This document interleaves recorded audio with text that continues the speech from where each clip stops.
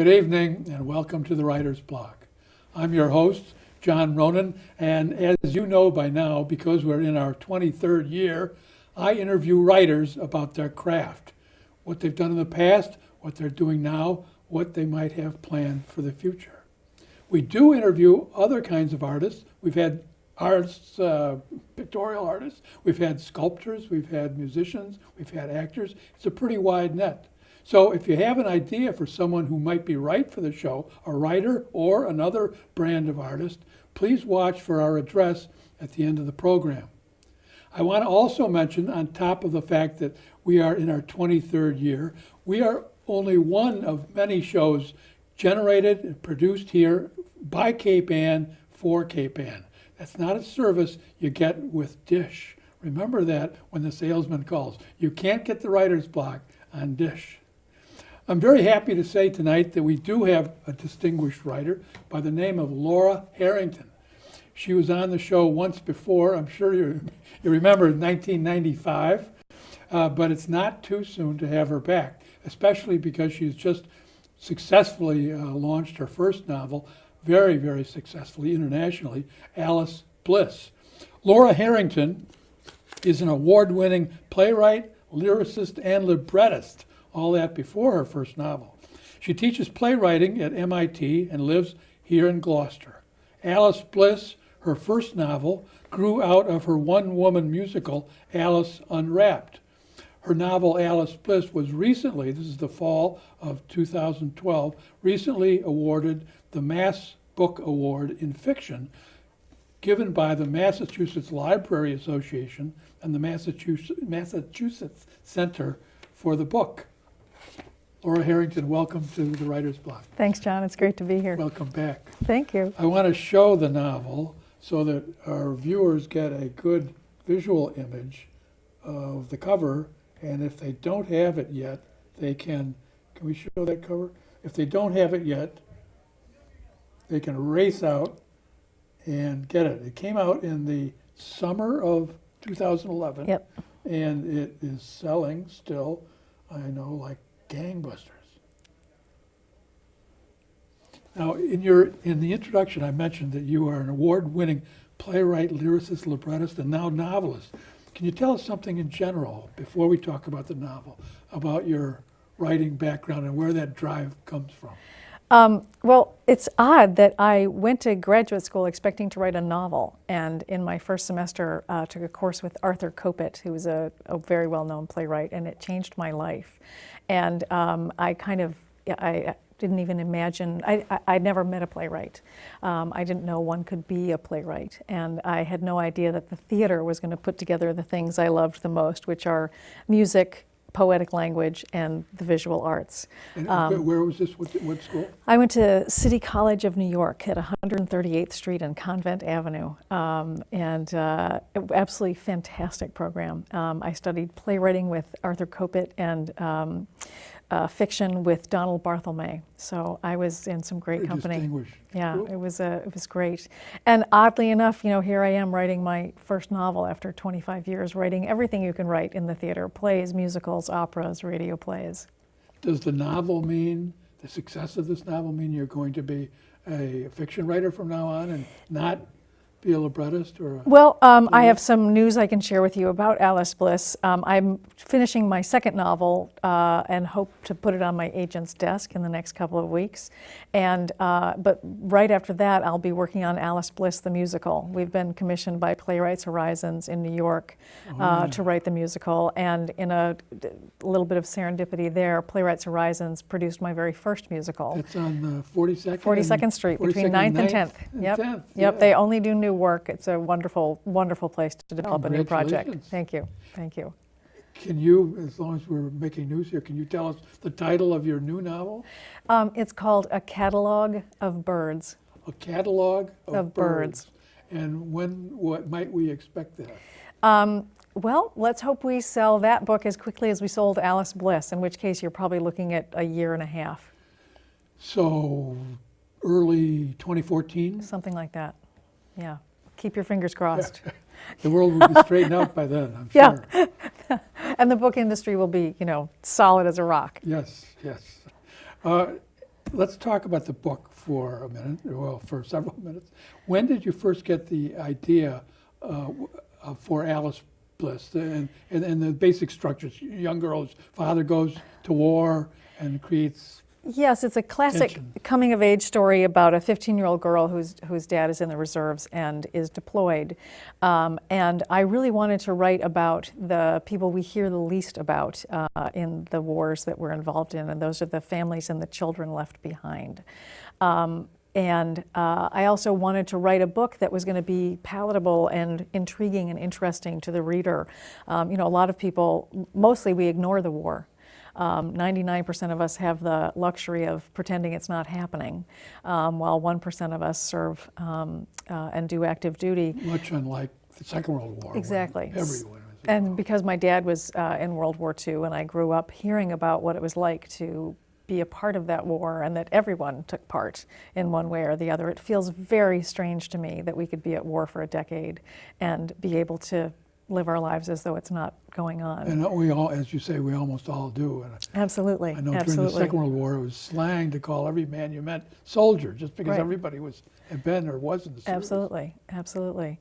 So, I was just moved to write about this in the hopes that if we could understand more about what the costs of war are, the hidden costs and the emotional costs to not just the soldiers but their families, both at home and abroad, that it might raise our consciousness. We might wake up to the fact that we're involved in these wars, and how do we feel about that, and are we happy about it, and do we think it should go on and on? So I definitely had an agenda writing the book in terms of hoping to raise consciousness a bit about our responsibility. When did you first get the idea and place that historically in terms of our last couple of wars? I have been writing about war for much of my career in one way or another. World War I, the Civil War, Joan of Arc trying to end the Civil War in her country, Napoleon in exile. So war has been a fascinating topic for me for much of my writing life. And my dad, interestingly enough, never talked about his experiences. And I've come to realize that his silence on the subject piqued a tremendous curiosity in me to try to understand what he'd gone through. What theater was he in? What branch? He was a navigator bombardier in the Air Force, and he was stationed just north of Paris and flew in and out of Germany. You're lucky to have him there. He flew the Martin Marauder, which in its early days was known as the Widowmaker. I'm very lucky to have him. And he didn't like to fly at all. He said he'd had every safe landing he was ever going to have. He was a bombardier. Yeah. So he climbed into that little Catch-22 to mine. Absolutely, into that little plexiglass bubble underneath the nose of the plane. But he didn't much share his experiences. No, but it made me very curious about war for the rest of my life. So when did you start the actual notes? I started thinking about Alice Bliss in about 2007, 2008, and I was given this remarkable award for my musical theater work called the Kleban Award, and you think you don't know who that is, but you do. Ed Kleban wrote the lyrics to a chorus line. And it's an award that enabled me to do whatever I wanted to do for 2 years. And I realized that what I really wanted to do was reconnect to the creative process by being a beginner again and doing something I didn't know how to do. So I set out to write this book. But at the same time, I had just written this little 30-minute musical called Alice Unwrapped with the composer Jenny Gearing, who I will write Alice Bliss the musical with. And just to give you an idea, a 30-minute musical, the script for that is 7 pages long. So it's just one moment, really, that you're expressing, or one very short, it's like a very short story. It's Alice Unwrapped. This Alice Unwrapped. And the family was present in that. It was Alice, it was her dad was missing, they lived in New York City, and her sister was a genius. Those were the only 4 people you heard about in that little musical. And I realized in writing it and then seeing the audience response, and then watching it go on to several festivals in the Midwest, that this is a powerful story, and I was fascinated by Alice and her family, and I really wanted to explore that story. So I just, I started out not knowing how to write a book. I'm not sure I still know how to write a book, right? I started out going, let's see where this goes. I know from my experience, I have the nose for, I've got a story here, but let's see if it's going to actually turn into a book. If you don't know how to write a book yet, I'm really looking forward to when you find out, because Alice Bliss is really a remarkable accomplishment. And I didn't realize until I read this, and I didn't read this till late, that this was your first novel. Yep. Well, I think you learn how to write each one. Because it's a completely unique It's such a creation. different experience each time. This has been translated into has. a number of languages. Yep. Name a few. Well, so far, Italian and Danish, but it's also out in the UK, which means it's in Australia and New Zealand, as well as all of the, It's been England, translated Scotland. into English. Yes, it's in English, yes. Denmark. Yeah, isn't that cool? Yeah, it just came out in Denmark. It came out in It Italy can't be a in the summer. vast market in It's a small Denmark. country. It's a small country. Let's hope they like Alice Bliss. Tell us, if you could, because just real briefly, because a lot of our viewers are interested in this. When you write, do you make yourself get up and hit the desk with a cup of coffee at 5 every day, or do you have all of the rest of your life and then you work for a couple hours in the afternoon? What's the mechanical process? When I was writing Alice Bliss, I had kind of dropped out of my theater career for a while, so I was writing a lot every single day. I was writing in the morning, and then I would go out and be outdoors for a while, and then I would come back and write some more in the afternoon. The experience of launching a second career and learning how to create a platform, which means you are doing a tremendous amount of networking with other writers and blogging and tweeting and being on Facebook, makes getting to the writing very, very challenging. So challenging that now I don't even leave the bedroom. My lovely husband, brings me a cup of tea at 5:45 in the morning, and I write in bed before I do anything else. And that, because that way I've started, and I can always come back to it, because the number of interruptions, which we all cope with now, are so overwhelming that it's hard to keep that space alive for a book. But what I say to my students all the time, and I think because I teach introduction to playwriting, I'm always dealing with beginners, which is the loveliest thing in the world. I say it's much better to model your writing life on a musician who shows up every day to practice, whether they feel like it or not. You're going to have a tremendous amount of frustration and possibly very low output if you wait for the muse. Tim O'Brien told me once, no matter what, he writes on a schedule. Yep. And he said, you have to put in the butt time. That's right. Whether it's genius material That's right. or flop, you got to be there. I completely agree. Butt in chair. Bic is what some people call it. Bic. Bic. I have the secret. Bic. Yeah, this is the creative secret. Yeah. And make sure you have a lot of Bics lined up. So 2007, Yep. 5 years ago. The book came out a year and a half ago. Tell us, if you could, summarize the book very briefly, and then choose a passage that you think might give us some of the tone and a short bit of the content. Just a classic coming-of-age story set against the background of the war. And in this family, Alice's father, Matt Bliss, is in the reserves. And I chose that specifically so that we would feel that this family was like us, and that they could be living down the street from us. Not full. Not full-time military. Right. You don't have the sense of, I'm not a military family, so what this family is going through has nothing to do with me. Instead, they're very likely to be your neighbors. Let me read you just a little brief passage to introduce Alice to you. And tell me what page you're going to go to. I'm going to go to 158.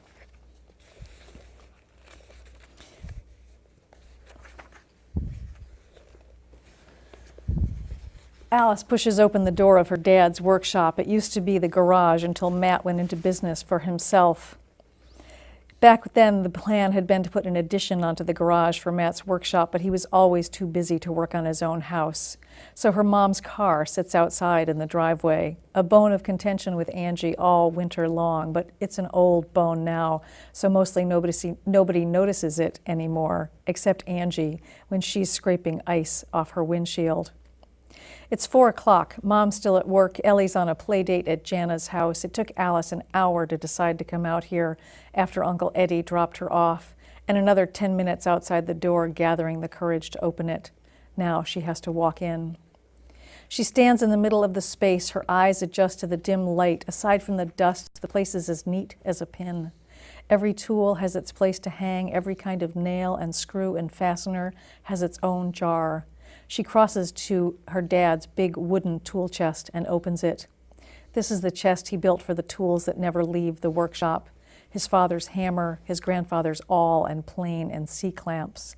The chest is full of ingenious cubbies and sliding doors and drawers opening beneath other drawers. On the inside of the lid there are 5 photos. Front and center is the 4 of them, the day they brought Ellie home from the hospital. Matt is holding the baby, and Mom and Alice are holding on to Matt.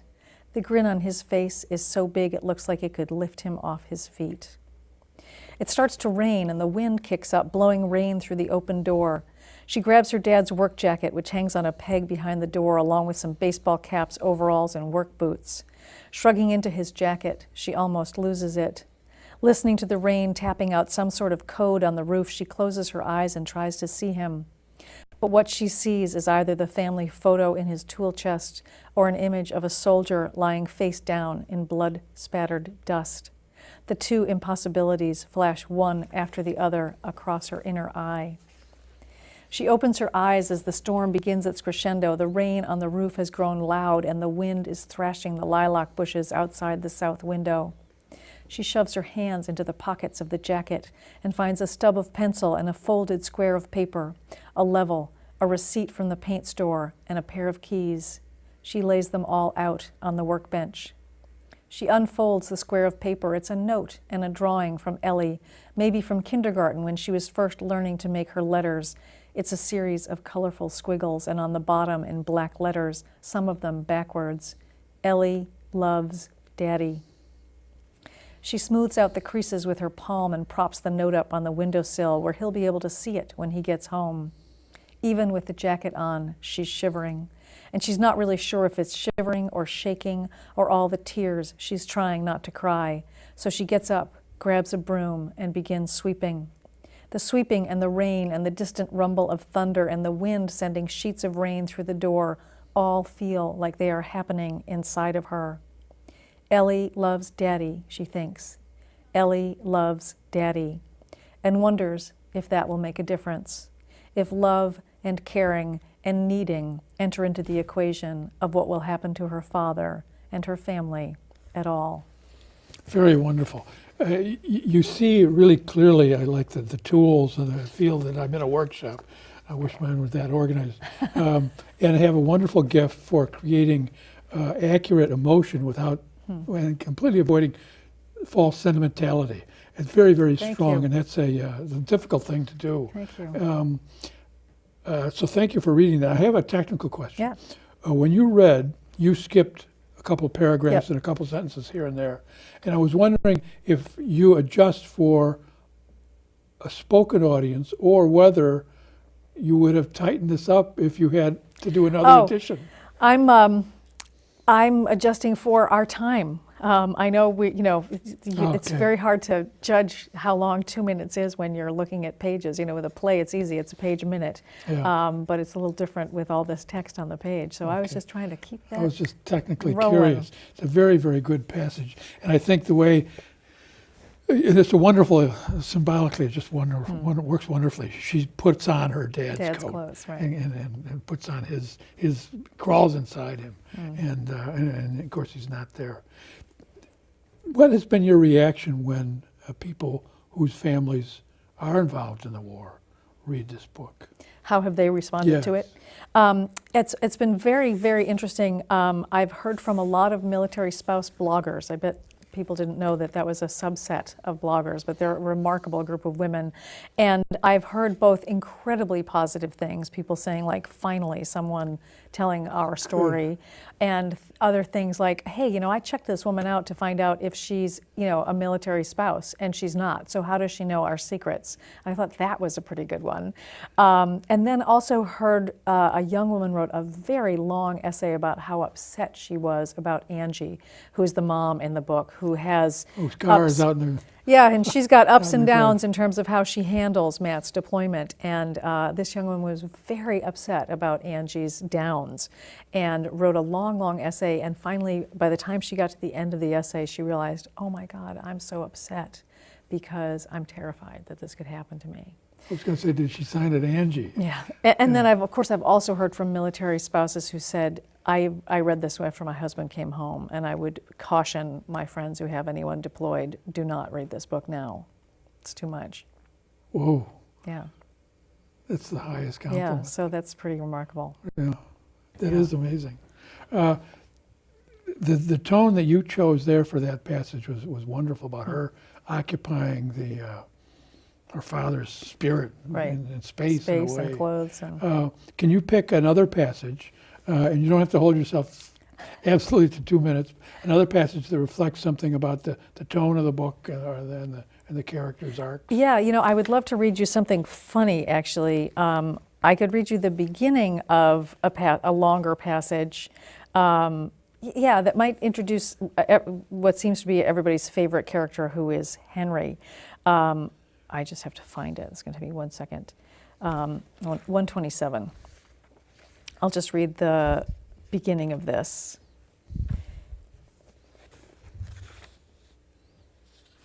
Or maybe I'll read you the beginning of 100. Yeah. Alice and Henry catch the bus downtown after school, away downtown to Pearl Street to the cool vintage clothing store that specializes in tuxedos. They have $20 to outfit Henry for the dance and another $20 for Alice. Maybe. For Alice, this is all a big maybe. The mothers wanted to take them to the mall. That was a definite no. Unbeknownst to Alice, Henry also has another $50 in his pocket given to him by his mother. Henry and his mother have discussed the options. Henry and his mother have outlined a basic game plan. Henry actually knows what he is looking for. Sitting next to Alice on the city bus, however, Henry feels lost. It's a cold, comfortless day that could belong to any month from October to May. Henry follows Alice's lead and pulls out his history homework, but he can't read. Reading in cars and buses makes him sick. He sneaks a look at her. She appears to actually be reading about the Continental Congress. She does not sense him looking at her and turn toward him and begin to talk like she usually does. They have not discussed the kiss or the non-kiss. In fact, they haven't really talked at all. They are both pretending that nothing happened, that everything is the same. But of course, nothing is the same. Riding the bus isn't the same. Sitting side by side so their legs almost touch is not the same. Getting thrown against Alice as the bus makes the long curve up onto I-95 is not the same. Not talking is not the same. Not talking and joking and laughing, not having to think so much about every single thing it gives you brain cramp is not the same. It is all so overwhelming that Henry falls asleep right there on the noisy downtown bus, falls sound asleep until Alice wakes him up at their stop on Jane Street at Downtown Crossing. We could stop right there. Yes, that's a good passage. I love the idea that you can get so overly excited you fall asleep. That occasionally happens to everybody, I think. It's kind of defense. I just got from Kate, our camera person, the 3-minute signal. Oh, boy. So I'm going to have to begin to wrap up. Where Great. can viewers buy the book?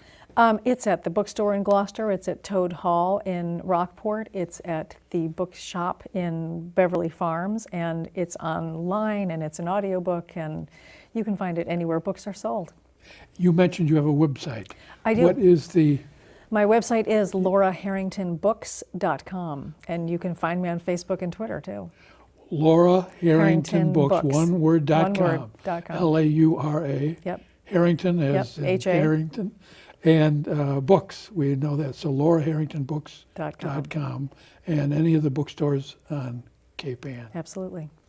Do you have a word of advice to give young writers? Yes. We just have, 5 words. We don't Okay, have much. 5 words. I've got 5 words. Trust your instincts and be kind to yourself. Be kind to yourself. Okay, that's good. That's interesting. That was 5. No, 6. Well, yeah, you could do a whole haiku. It's still within bounds. I just got the 3-minute signal, as I mentioned, from Kate. That means, because I got it 2.5 minutes ago, I better close. I want to thank Laura Harrington for being on the show tonight and sharing the background to her very successful, wonderful novel, Alice Bliss. If you haven't seen it or read it, I hope you get a chance to do that. I want to thank our viewers for being with us again tonight. If you've watched tonight and learned something about novel writing and about learning families' stress during a wartime period, then the Writer's Block has done its job. Thanks again, and I hope to see you next week on the Writer's Block. Good night.